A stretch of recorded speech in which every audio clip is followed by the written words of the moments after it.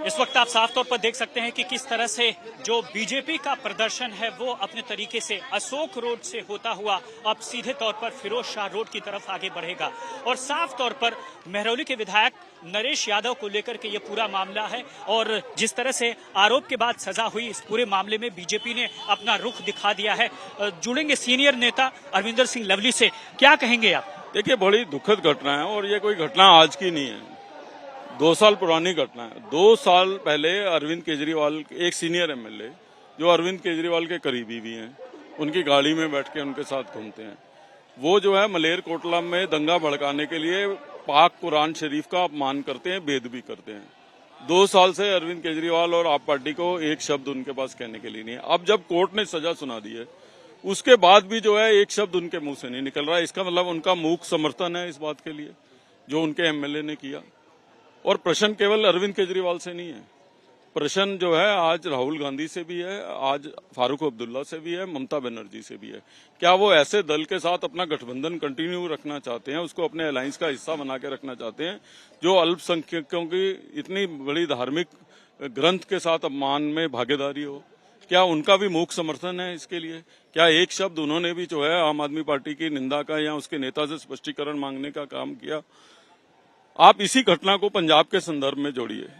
पंजाब में अकाली दल की सरकार के समय जब गुरु ग्रंथ साहब जी का अपमान हुआ तो तमाम सिखों ने जो है अकाली दल का जो है बायकॉट किया। आज अकाली दल के अध्यक्ष जो है वो अकाल तख्त के सामने सजा सह रहे। और उनका कसूर क्या था? उनका कसूर ये था कि उनकी सरकार गुरु ग्रंथ साहब जी की सुरक्षा नहीं कर पाई थी। इनका तो अपना एमएलए इन्वॉल्व है, उसके बाद जो है एक शब्द नहीं बोलना चाहते। तो ये केवल और केवल अल्पसंख्यकों को अपने वोट बैंक के रूप में इस्तेमाल करना चाहते हैं। मैं तो आज ये अपील करने आया हूं कि जिस तरीके से सिखों ने गुरु ग्रंथ साहब जी की बेदबी के बाद जो है अकाली दल का बायकॉट किया, न केवल दिल्ली में, देश भर के अल्पसंख्यकों के लिए अब सोचने का वक्त आ गया कि उनका इस्तेमाल क्या केवल वोट बैंक के लिए होना चाहिए? उनको ऐसी पार्टी का बहिष्कार करना चाहिए पूरे देश भर में जो उनको सुरक्षा पहुंचाना तो दूर की बात है, उनकी धार्मिक भावनाओं के बारे में एक शब्द बोलने को भी तैयार नहीं है 2 साल के अंदर। तो अब समय आ गया है कि जो है उनको फैसला लेना चाहिए और ऐसी सरकार को जिसकी मंशा केवल और केवल सत्ता में बने रहना है, जो ईमानदारी की बात करके आई थी, जो जन लोकपाल की बात करके आई थी। जन लोकपाल चलिए, आप दिल्ली में तो आप कहते हैं कि हमको लागू नहीं करने दिया जाता, पंजाब में आपको कौन रोक रहा है जन लोकपाल लागू करने से? जो ईमानदारी की बात करके आ रहे थे उनका नया नाम हो गया कि घोटालों का लाल केजरीवाल। दिल्ली के लोग ये कहने लग गए हैं। तो इसलिए अब वक्त आ गया है कि जो इतनी बड़ी दुर्घटना हुई है, जिसमें जो है मैं समझता हूं कि इतनी लोगों की धार्मिक भावनाओं को ठेस लगी है, उसके लिए न केवल इनको माफी मांगनी चाहिए और मैं समझता हूं कि तमाम समाज के लोगों को जो है इनका बहिष्कार करना चाहिए। आपकी इस अपील पर देखना होगा कि दिल्ली के मुख्यमंत्री रहे अरविंद केजरीवाल क्या कहते हैं, लेकिन एक चीज तो उन्होंने कह दिया है कि गठबंधन नहीं होने जा रहा है दिल्ली में। भाई, मैं कह रहा हूँ सत्ता में रहने के लिए ये कुछ भी कहेंगे। प्रश्न तो ये है कि प्रश्न ये नहीं है कि गठबंधन होगा कि नहीं। प्रश्न ये है कि आप केवल और केवल वोट पाने की राजनीति करना चाहते हैं। आप जो है अल्पसंख्यकों के साथ खड़ा नहीं होना चाहते, अल्पसंख्यकों की वोट चाहिए और खाली मुस्लिम भाइयों की क्यों बात करते हैं? 11 साल में किसी सिख को मंत्री बनाने के इनको जो है ध्यान नहीं आया। इनका बस चलता तो भगवंत मान भी मुख्यमंत्री नहीं बनता।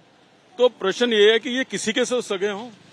दिल्ली में ईमानदारी की बात करके आए थे, दिल्ली में शराबबंदी की बात करके आए थे, आज क्या स्थिति दिल्ली के 5 सालों में झेली। अब दिल्ली के लोगों को यह फैसला करना है कि अगले 5 साल भी केवल क्या बहाने सुनने हैं कि मुझे एलजी काम नहीं करने दिया जा रहा, मुझे सेंट्रल गवर्नमेंट काम नहीं करने दी जा रही, या एक ऐसी सशक्त सरकार चाहिए जो दिल्ली को जो है आगे बढ़ाए, दिल्ली के वो सुनहरे दिन वापस लेके आए। हमने तो नहीं कहा था इनसे कि तुम कहो कि मैं यमुना में डुबकी लगाने जाऊंगा और यमुना साफ करने जाऊंगा। आज यमुना की बात करने को जो तैयार नहीं है। कल तक जो बीजेपी पे आरोप लगाते थे, हमारे नेता नरेंद्र मोदी का तो नारा है सबका साथ सबका विकास। इनका नारा क्या है कि सबका वोट और सबका विनाश। जो कुरान शरीफ के अपमान के बाद एक शब्द बोलने को तैयार नहीं है, तो उनकी मंशा क्या है? तो साफ आपने देखा कि सजा के बाद जो स्थिति है, खासकर बीजेपी ने हमलावर रुख अख्तियार किया आम आदमी पार्टी पर। इमैनुअल के साथ राम किंकर सिंह, आज तक।